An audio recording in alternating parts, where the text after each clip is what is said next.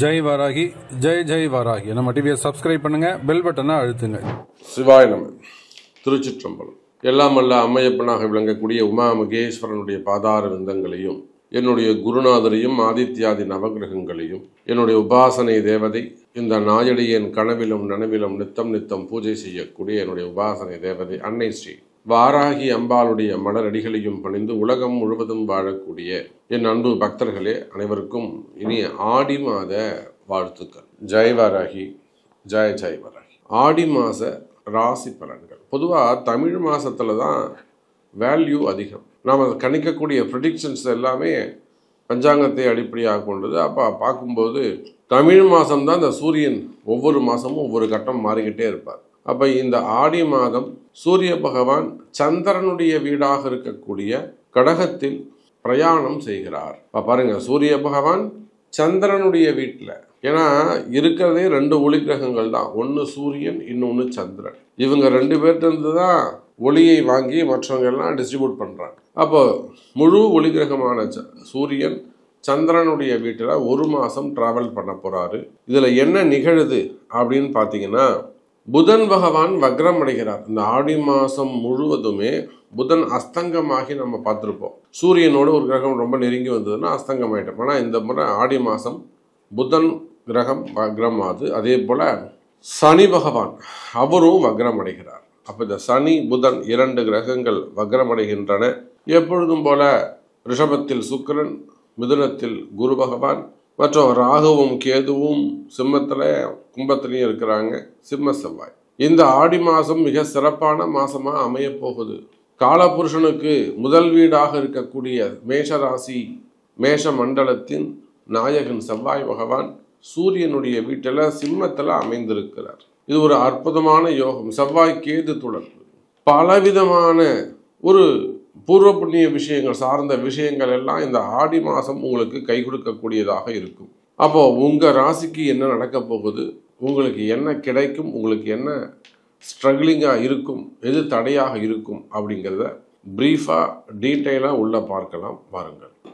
அன்பார்ந்த மிதுன ராசி அன்பர்களே, மிதுன ராசி என்பவர்களே அற்புதமான காலம். இந்த ஆடி மாசத்தை பொறுத்தவரையில யோகமான காலம்.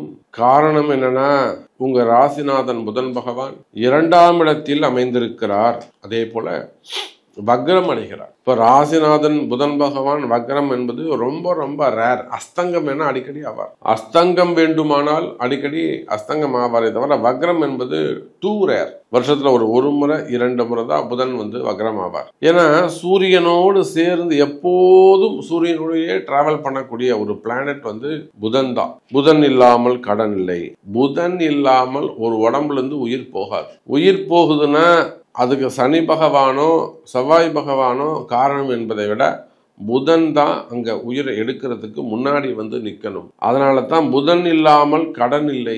கடனை வாங்கிட்டவன் தினந்தோறும் உயிர் போயிட்டு வரும். ஒரு ஃபோன் வரும்போது உயிர் போயிட்டு உயிர் வரும். அப்ப புதன் இல்லாமல் கடன் இல்லை, புதன் இல்லாமல் நோய் இல்லை. புதன் இல்லாமல் நோய் கிடையாது. நோயின்னு ஒன்று வந்துட்டாலே, டிசீஸ்ன்னு ஒன்று வந்தாலே அங்க புதன் ஏதோ உள்ள இருக்காருன்னு அர்த்தம். ஏதோ ஒரு வடிவத்துல இருப்பார். அப்போ நோய் பிரச்சனைகள், உடல்நிலை ஆரோக்கியம், பண பிரச்சனைகள், பேர் புகழுக்கு ஏற்படக்கூடிய களங்கங்கள், குடும்பத்துல ஏற்படக்கூடிய கலகம், குடும்பத்துல ஏற்படக்கூடிய வீண்படி அவமானங்கள், தலைகுனிவு, மெயினா வெளியில வேலை செய்யற இடங்கள்ல, பழகக்கூடிய இடங்கள்ல, சொசைட்டில, சமூகத்துல ஏற்படக்கூடிய வீண்படி அவமானங்கள், தலைகுனிவு, பேர் புகழுக்கு ஏற்படக்கூடிய ஒரு டேமேஜ், அதே போல கடன் அதிகரித்தல், கடன் சுமை அதிகரித்தல், மனசுல ஏற்படக்கூடிய பயம், மன குழப்பம், இதெல்லாம் மிதுன ராசிக்கு இருக்குதா அப்படின்னு கேட்டா ஆம் என்று தான் பதில் வரும். அப்ப கோச்சாரங்கள் சரியில்லை. கோச்சார புதனானவர் என்ன பண்றாருங்க, அஸ்தங்கமாகி கடகத்துல இருக்கிறார். அப்ப நீங்க ஏற்கனவே வழிபாடு, ஆமா சாமி நீங்க சொல்றது எல்லாம் கரெக்டு, இதுக்கு ஏற்கனவே வழிபாடு செஞ்சிருக்கோம் அப்படின்னா அதுக்கு ஓகே. இல்ல இன்னும் செய்யல சாமி, இனிமே தான் நான் செய்யணும், என்ன செய்யணும் அப்படின்னு கேட்பீர்களே ஆனால் அதுக்கு உங்க பிறப்பு ஜாதகம் முக்கியம். அப்ப இந்த ஆடி மாசத்தை பொறுத்தவரையில் மிதுன ராசி அன்பர்களே வரவு செலவுகள் அதிகரிக்கும். தனாதிபதி தனஸ்தானத்தில் இருக்கக்கூடிய அந்த 3ஆம் அதிபதி சூரியன் பணத்தை தேடி உங்களுடைய முயற்சிகள் அதிகரிக்கும். பணத்தை தேடிய வாழ்க்கை இருக்கும். உங்களுடைய வாழ்க்கை முறைகள்ல எல்லாருமே உலகமே பணத்தை தேடிதான், பொருளாதாரத்தை தேடிதான் ஓடுறாங்க. இருந்தாலுமே கூட மிதுன ராசி அன்பர்களுக்கு ஒரு நீட், ஒரு கமிட்மெண்ட் இருக்கும். நான் இந்த கமிட்மெண்ட்டை கம்ப்ளீட் பண்ணி ஆகணும், எனக்கு கண்டிப்பா இது வேணும். அப்போ அந்த மாதிரி கமிட்மெண்ட்ல இருக்கக்கூடிய எனதருமை மிதுன ராசி அன்பர்களே, கவலை வேண்டாம். இந்த ஆடி மாசம் உங்களுக்கு கை கொடுக்கும்.